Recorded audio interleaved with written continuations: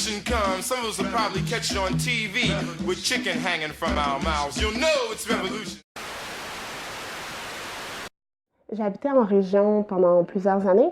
Et pendant un moment, j'étais assistante gérante dans une station-service. Puis il y avait un entrepreneur de cette ville-là qui venait faire le plein d'essence avec toute sa flotte de camions. Un matin, je suis arrivée en retard au travail d'environ 15 minutes. On ouvrait comme à 5 heures du matin environ, puis cet entrepreneur-là était toujours là à 5 heures pile. Donc, il a dû attendre après moi que j'ouvre la station-service, les tanks et tout. Quand j'ai ouvert la porte pour lui dire que j'ouvrais les tanks puis m'excuser de mon 15 minutes de retard, ben il m'a dit en fait que j'étais une négresse qui voulait pas travailler puis que je devais retourner en Haïti. Je fais une parenthèse pour dire que je suis pas haïtienne puis que tous les Noirs ne sont pas haïtiens, enfin. Donc cet homme blanc-là m'a agressé verbalement. Il était encouragé par son partenaire de travail qui était avec lui. Donc, à plusieurs reprises, je lui ai demandé poliment et fermement de rester poli avec moi puis de baisser le ton, ce qu'il n'a pas fait. Il a fini par faire le plein d'essence et quitter. J'ai fait ma journée, même si ça m'avait troublée. J'ai trouvé ça vraiment blessant de me faire agresser verbalement comme ça. J'ai fait le choix d'essayer de tenir ça comme tranquille puis de ne pas en parler à mon patron, un peu de peur de sa réaction, en fait. Le lendemain, mon patron m'a appelé pour me dire que cet entrepreneur-là avait demandé que la négresse se fasse mettre à la porte parce que supposément que j'avais été impolie avec lui.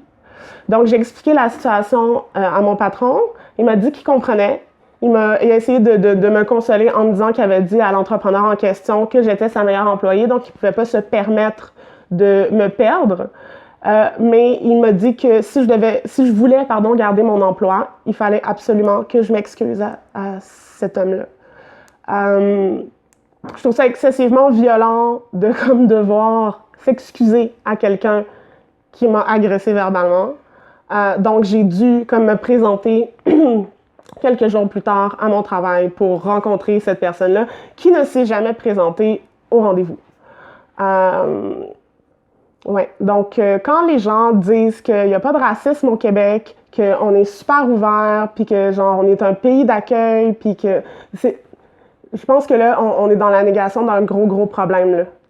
Puis comme le racisme systémique, c'est pas seulement aux États-Unis, c'est pas seulement en France. Je veux dire, il y en a ici, puis c'est hyper grave de vouloir faire perdre l'emploi de quelqu'un qui est compétent, puis qui fait la job comme il faut.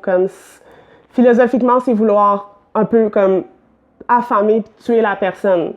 Puis ça m'est arrivé à plusieurs reprises de soit me faire dire que on n'allait pas m'engager parce que j'étais une personne de couleur ou essayer de m'évincer, me mettre à la porte d'un travail parce qu'il y avait des clients qui avaient été dérangés par la couleur de ma peau alors que je faisais le travail comme n'importe quel autre employé.